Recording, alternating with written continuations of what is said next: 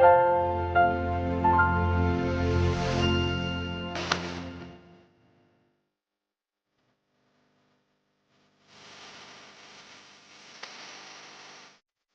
விசுவாசத்தினாலே இன்னைக்கு பாருங்க, அநேக நேரங்களிலேயே மீட்பு உண்டாகலை.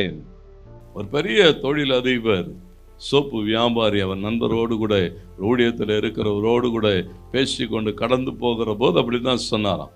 அந்த ஊழியக்காரை பார்த்து அவர் சொன்னாராம், ஐயா, எவ்வளோ காலமாக நீங்களும் சொல்கிறீங்க இயேசு சிலுவையில் மரித்தார், ரத்தம் சிந்தினார், ஜனங்கள் பாவங்கள் எல்லாம் மன்னிக்கப்படும் சொல்லி, ஆனாலும் பாருங்கள் இந்த ஜனங்கள் எல்லாம் குடித்து கொண்டு வெறித்து கொண்டு இப்படி பாவத்தில் கிடக்கிறாங்களே, இவ்வளோ ஜனங்க பாவத்தில் கிடக்கிறாங்களே, இயேசு அப்புறம் ரத்தம் சிந்தினார், மீட்கப்பட்டார் ஜனங்கள்னு சொல்லுகிறதுனாலே என்ன பிரயோஜனம்னு சொன்னாராம்.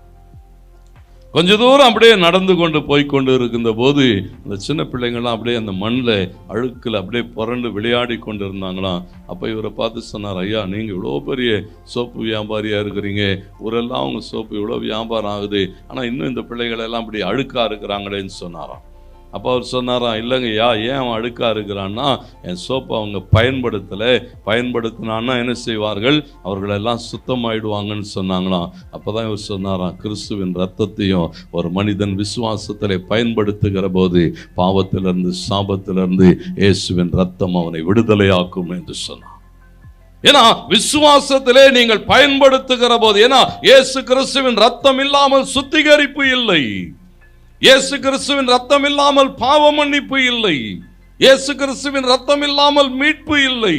ஏன்னா இயேசு கிறிஸ்துவின் ரத்தம் தான் என்ன செய்தான், பாவ சாப அக்கிரமங்களிலிருந்து நம்மை மீட்டெடுக்கிறதா இருக்கிறது. இயேசு கிறிஸ்துவின் ரத்தம் தான் நம்ம என்ன செய்கிறதா, கிறிஸ்துவுக்குள்ளாய் கூட்டி சேர்க்கிறது.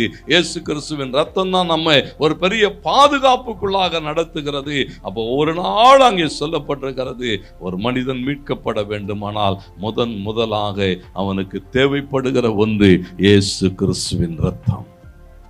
அந்த ரத்தம் பூசப்படுகிறது. அங்கே லேவியராமோ 14:14 அதைத்தான் சொல்கிறது. அவன் மேலே முதலாவது ஒரு ரத்தம் பூசப்படுகிறது. இந்த அடையாளம் என்ன செய்கிறது சொன்னா, அவன் வாழ்க்கையை ஒரு பெரிய பாதுகாப்புக்குள்ளாக நடத்துகிறது. இன்னைக்கு இயேசுவின் ரத்தத்தினாலே மீட்கப்பட்டிருக்கிறோம். தேவனுக்கு மகிமை உண்டாகட்டும். ஒவ்வொரு நாளும் அந்த பாதுகாப்புக்குள்ளாக நாம் நிலைத்திருக்க வேண்டும். என்னோடு கூட யோசுவாவின் புத்தகம் 2ஆம் அதிகாரம் 17வது வசனத்தை வாசியுங்கள். யோசுவா 2:17 பாருங்க, அங்கே போடப்பட்டிருக்கு. அப்பொழுது அந்த மனுஷர் அவளை நோக்கி, இதோ நாங்கள் தேசத்துக்குள் பிரவேசிக்கும் போது நீ இந்த சிவப்பு நூல் கயிற்றை எங்களை இறக்கிவிட்ட ஜன்னலிலே கட்டி உன் தகப்பனையும் உன் தாயையும் உன் சகோதரர்களையும் உன் தகப்பன் குடும்பத்தார் அனைவரையும். பாருங்க, நல்ல கவனிங்க. இங்கே ராகாபின் இடத்திலே பேசுகிற போது ராகாபுக்கு ஒரு ஆலோசனை தரப்படுகிறது.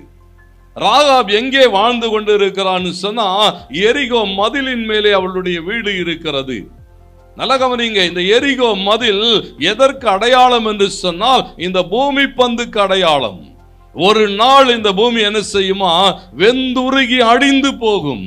ஒரு நாள் என்ன செய்யும் சொன்னா, இந்த வானங்கள் எல்லாம் சடவென என்ன செய்யுமா, விழுந்து போகும். தேவனுக்கு மகிமை உண்டாகட்டும். ஒன்றுமில்லாமல் நிர்மூலமாய் போகிறதான இந்த பூமி பந்தின் மேலே வாழ்ந்திருக்கிற நமக்கு அடையாளமாய் ராகாபினுடைய வீடு எங்க இருக்குன்னு சொன்னா, அந்த மதில் எப்பொழுது வேண்டுமானாலும் அடிந்து போகும், எப்பொழுது வேண்டுமானாலும் வீழ்த்தப்பட்டு போகும். தேவனுக்கு மகிமை உண்டாகட்டும். வேதம் சொல்லுகிறது, இஸ்ரவேலர்கள் அந்த மதிலை வீழ்த்தும்படி கடந்து வருகிற போது தேவனுடைய நியாய தீர்ப்புக்கு நேராக பூமி நிற்கிறது போல அன்றைக்கு அந்த எரிகோ மதில் என்ன செய்கிறதா, நின்று கொண்டிருக்கிறது.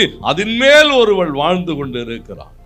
அவளுடைய வாழ்க்கை தேவனுக்கு மகிமை உண்டாகட்டும். எந்த நேரம் வேண்டுமானாலும் என்ன செய்யப்பட்டு விடுனா, அழிக்கப்பட்டு போகும். அப்பதான் அவங்க சொல்றாங்க, நீயும் உன் குடும்பமும் பாதுகாக்கப்பட வேண்டுமானால் உன் வீட்டிலே இந்த சிகப்பு நூல் கயிற்றை அடையாளமாய் கட்டு என்று சொன்னார்கள். ஆண்டவருக்கு மகிமை உண்டாகட்டும். இன்றைக்கும் ஒவ்வொரு வீடுகளும் மீட்கப்பட வேண்டுமானால், பாதுகாக்கப்பட வேண்டுமானால், நித்திய அழிவிலிருந்து அவர்கள் தப்பித்துக் கொள்ள வேண்டுமானால் கிறிஸ்துவின் இரத்தமாகிய அடையாளம் போட வேண்டும்.